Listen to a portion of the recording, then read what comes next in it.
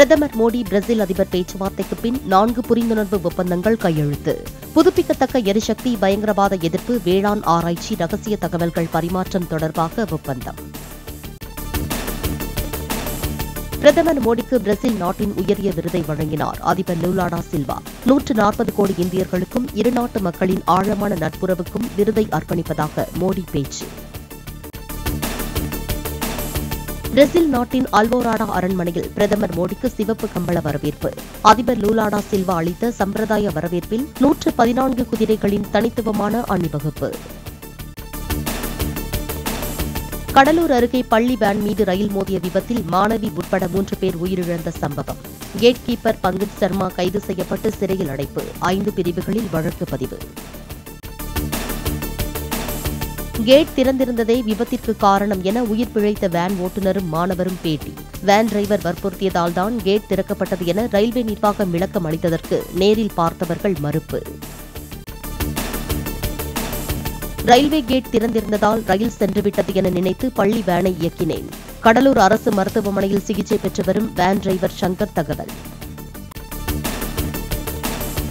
Semmankuppam railway கேட்டை பள்ளி van கடந்து சென்றபோது ரயில்வே கேட் மூடப்படவில்லை, சிவப்பு சிக்னலும் இல்லை. விபத்தில் உயிர் தப்பிய 11ஆம் வகுப்பு மாணவனுக்கு மருத்துவமனையில் சிகிச்சை.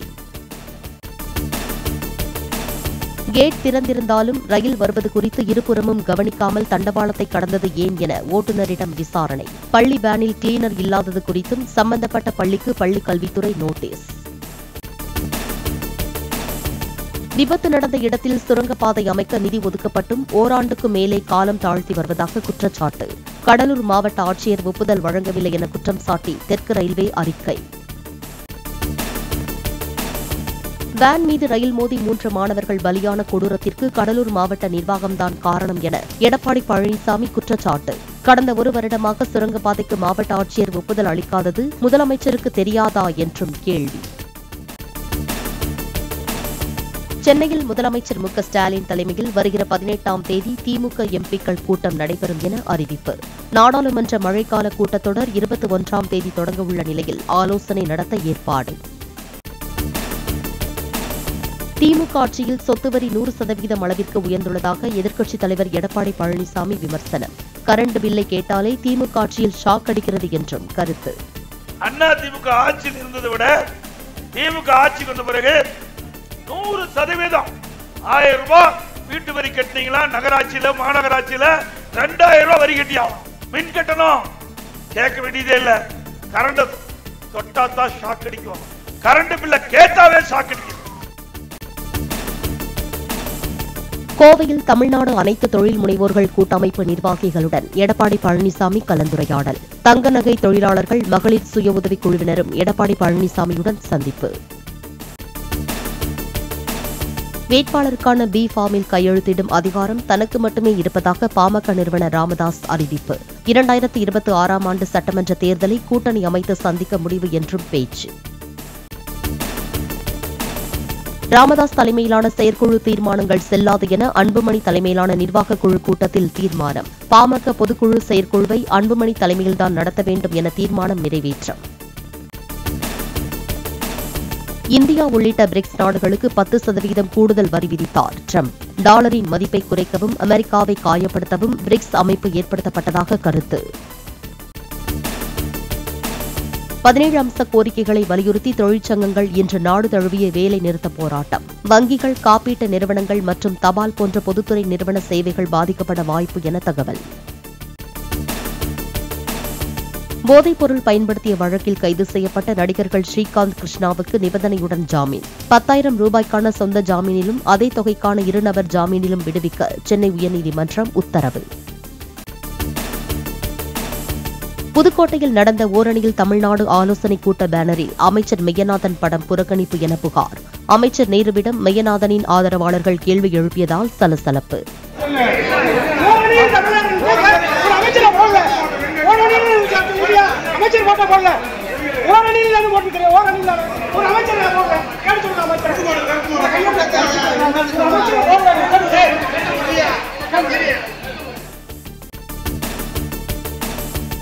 தன் மீது கொண்டுவரப்பட்ட நம்பிக்கையில்லா தீர்மானத்தை எதிர்த்து சங்கரன்கோவில் நகர்மன்ற தலைவர் தொடர்ந்த வழக்கு. ஜூலை 17ஆம் தேதி வாக்குச்சீட்டு முறையில் ரகசிய வாக்கெடுப்பு நடத்த உயர்நீதிமன்ற மதுரை அமர்வு உத்தரவு. காவிரி நீர்பிடிப்பு பகுதிகளில் பெய்து வரும் மழையால் மேட்டூர் அணைக்கான நீர்வரத்து வினாடிக்கு 35,250 கன அடியாக அதிகரிப்பு. அணையிலிருந்து வினாடிக்கு 35,000 கன அடி தண்ணீர் டெல்டா பாசனத்திற்கு திறப்பு. 276 கோடி ரூபாய் சுங்க கட்டணம் நிலுவை என கூறி அரசு போக்குவரத்து கழகங்களுக்கு எதிராக 4 சுங்கச்சாவடி நிறுவனங்கள் தொடர்ந்த வழக்கு. தென் மாவட்டங்களில் உள்ள 4 சுங்கச்சாவடிகள் வழியாக ஜூலை 10 முதல் அரசு பேருந்துகளை அனுமதிக்கக்கூடாது என உயர்நீதிமன்றம் உத்தரவு. டெல்லியில் காலாவதியான வாகனங்களுக்கு எரிபொருள் நிரப்ப விதிக்கப்பட்ட தடை நவம்பர் 1ஆம் தேதி வரை நிறுத்தி வைப்பு. டெல்லி அரசின் அறிவுறுத்தலை ஏற்று காற்று தர மேலாண்மை ஆணையம் முடிவு. பெங்களூரு நிதி நிறுவனத்தில் பணத்தை இரட்டிப்பாக்கி தருவதாக கூறி பல கோடி ரூபாய் மோசடி. புகார்கள் குவிந்த நிலையில் தலைமறைவான கேரள தம்பதிக்கு வலைவீச்சு. மருந்துகள் மற்றும் செமி கண்டக்டர் சிப்கள் மீது வரி விதிப்பது குறித்து பரிசீலித்து வருவதாக ட்ரம்ப் தகவல். எவ்வளவு வரி விதிக்கப்படும் என்பது குறித்து விரைவில் அறிவிப்பு வெளியாகும் என அமைச்சரவைக் கூட்டத்திற்கு பிறகு அறிவிப்பு. இந்தியா உள்ளிட்ட நாடுகள் மீதான பரஸ்பர வரி விதிப்பை ஆகஸ்ட் 1ஆம் தேதி வரை நிறுத்தி வைத்தது அமெரிக்கா. இந்திய ஏற்றுமதியாளர்களுக்கு தற்காலிக நிவாரணம் கிடைத்துள்ளதாக தகவல்.